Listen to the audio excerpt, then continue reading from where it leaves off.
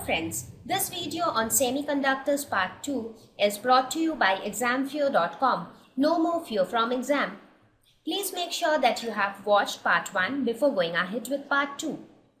Now, in order to understand what exactly happens what exactly differentiates a semiconductor from a conductor and insulator, we have to introduce the concept of energy band.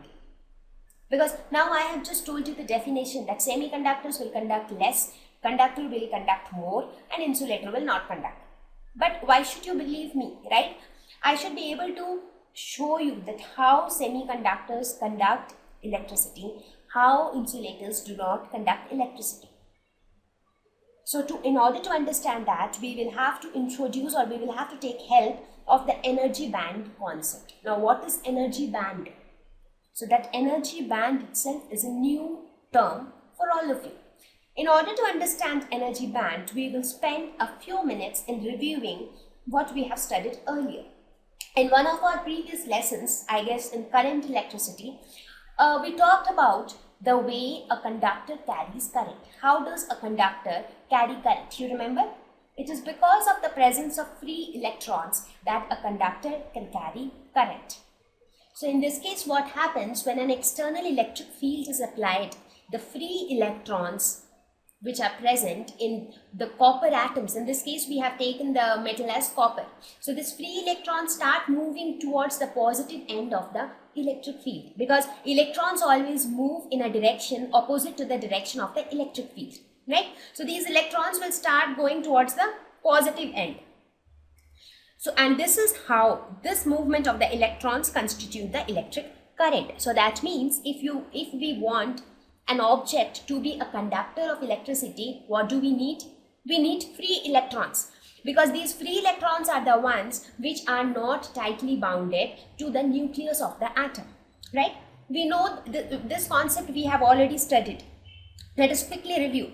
The valence electrons, that is the electrons which are present in the outermost shell, they are most loosely bound to the nucleus. So when a little amount of energy is supplied, that valence electron can be taken out from the atom, and then that valence electron becomes a free electron, and this free electron, when an external field is applied, will start moving towards the positive end of the electric field or in a direction opposite to the electric field, and this flow of free electrons will constitute the electric current, right? So this is how a conductor behaves. Now we have told that semiconductors also conduct electricity, but the level of conduction is lesser than conductor. What does that mean? I just told that semiconductors are intermediate between conductors and insulators. So now we will see in detail that what is the difference between the conductor and the semiconductor. Now, also from the quantum model of atom, you have studied this lesson on atom in your chemistry as well as in your physics lesson, right? So you all are aware of this, that the structure of every atom would look somewhat like this. You will have this nucleus in the middle, which will consist of the protons and the neutrons, and then the electrons will be revolving around it in different shells and subshells.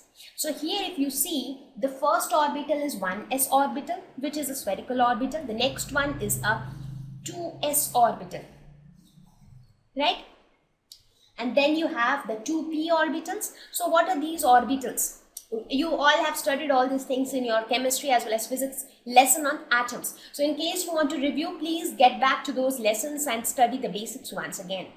So when I talk about this 1s, 2s, 3s, 4s, what are these? This 1, 2, 3, 4, they are nothing but the shells, right? When I say 1s, 2s, 2p, 3s, 3p, 4s, 4p.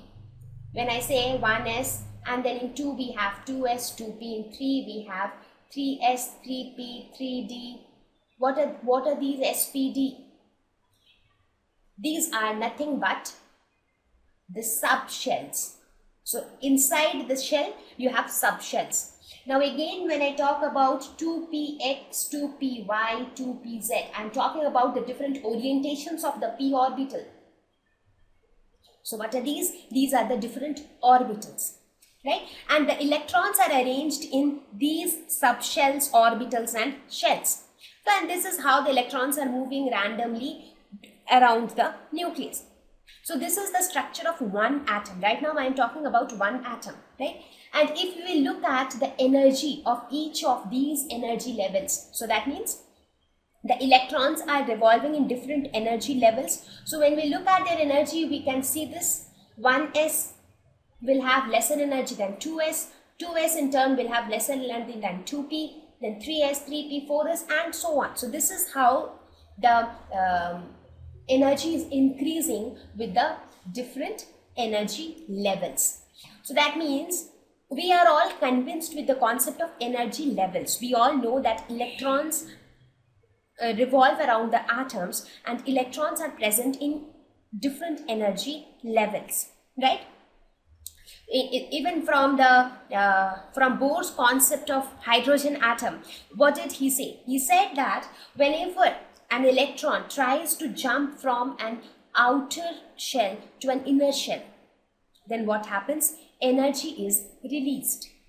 Similarly, when you try to excite an electron from a lower energy level to a higher energy level, that time the electron has to absorb some energy. So if you supply some energy to the electron will jump from an inner energy level to an outer energy level, or from a lower energy level to a higher energy level.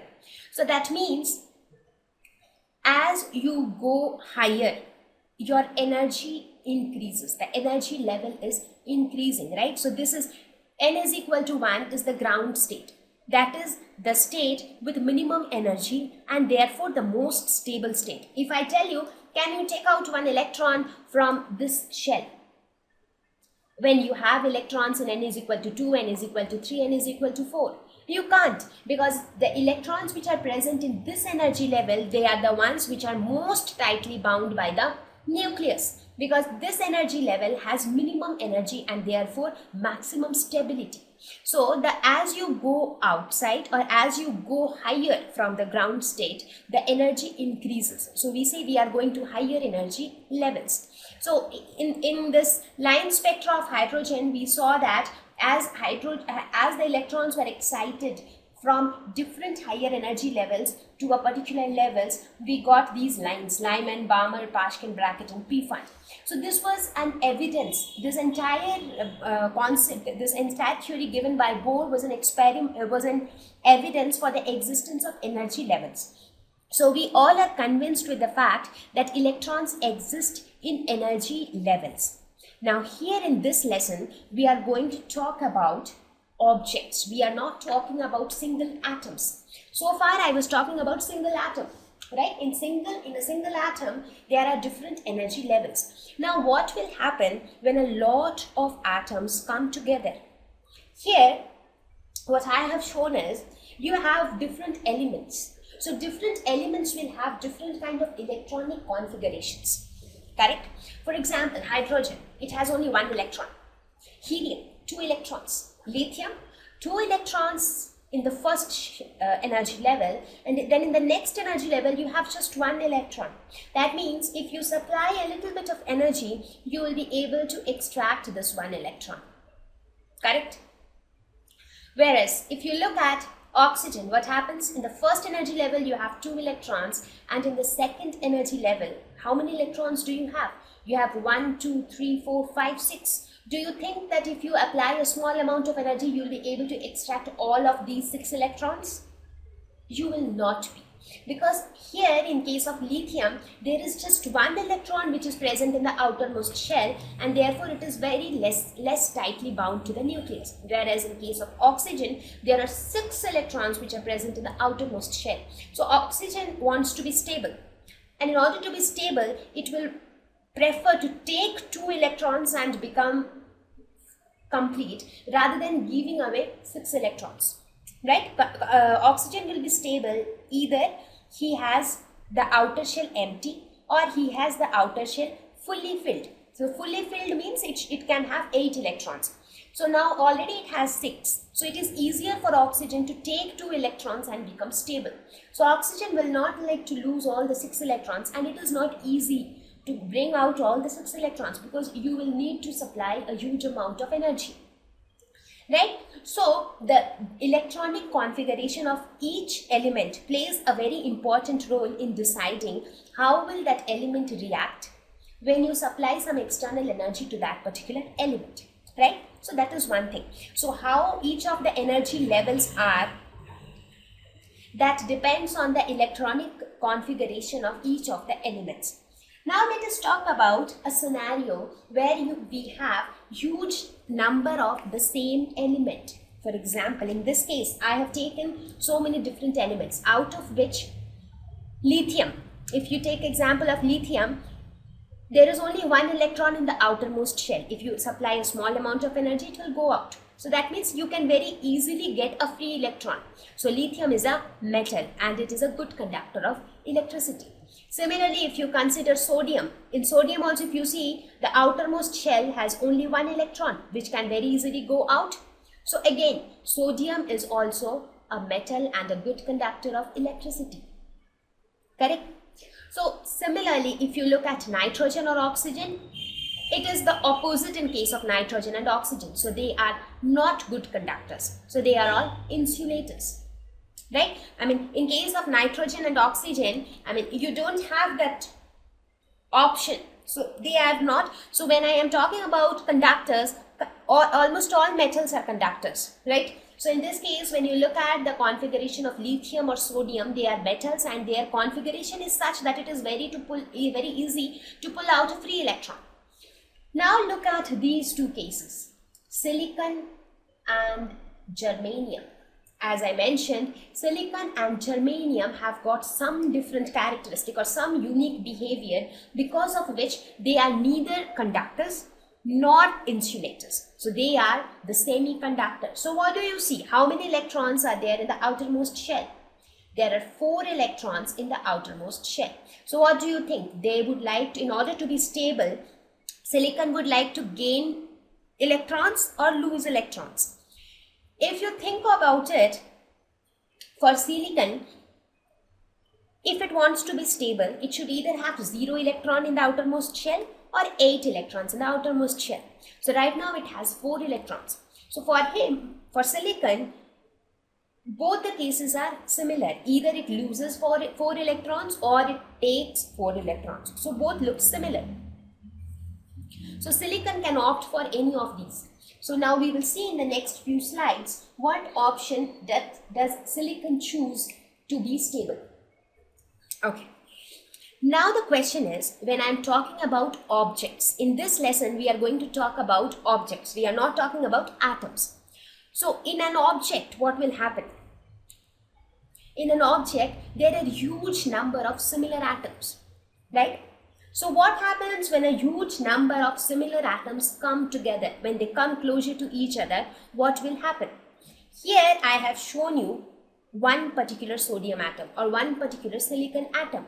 But when so many atoms come closer to each other, what will happen? Let us suppose this is sodium. Sodium has its energy levels like this. Again, this sodium has its energy levels. Again, this sodium has its energy level. So that means as the sodium atoms try to come closer to each other, their energy levels or their outer energy levels at least, they will start overlapping with each other. Now what will be the result of this overlap? As a result of this overlap, there many energy levels will be generated which will be very close to each other. And these closely spaced energy levels is known as energy band. So energy band is nothing but large number of closely spaced energy levels. So energy band comes into picture only when we talk about a scenario where huge number of atoms are present together. Because normally we have energy levels which are discrete, right? When I talk of sodium, I know that sodium has got energy levels and they are all discrete energy levels. The ground state corresponds to n is equal to 0, n is equal to 1, n is equal to 2 and so on. So it has got different energy levels. But when 2 or more sodium atoms come closer to each other, then the outermost energy levels, they will start overlapping with each other, and as a result of overlap, they will give rise to energy levels which are very closely spaced to each other. Now, these energy levels, which are extremely closely spaced to each other, is defined as an energy band. Now, this overlap of energy levels is something which you would have studied in your chemistry, where you all would have studied about the orbital theory, right? Molecular orbital theory, where there is overlap of molecular orbitals and atomic orbitals, things like that. So all these, I mean, those concepts you have to study in chemistry. So in physics, we will look at the behavior of that object as a whole. So we will not get into their electronic configuration and atomic structure, right? So you understood this. What is energy band? Energy band is nothing but closely spaced energy levels. Energy band concept comes into picture when a large number of similar atoms come close to each other. Then their outermost shells or their energy levels start overlapping with each other, and this give rise to energy levels which are extremely closely spaced. So such energy levels which are very closely spaced together are known as energy bands. Thank you. Please visit examfear.com to watch free educational videos, try free online tests, get the best quality study materials, study from the best tutors and mentors, and much more. Thank you once again.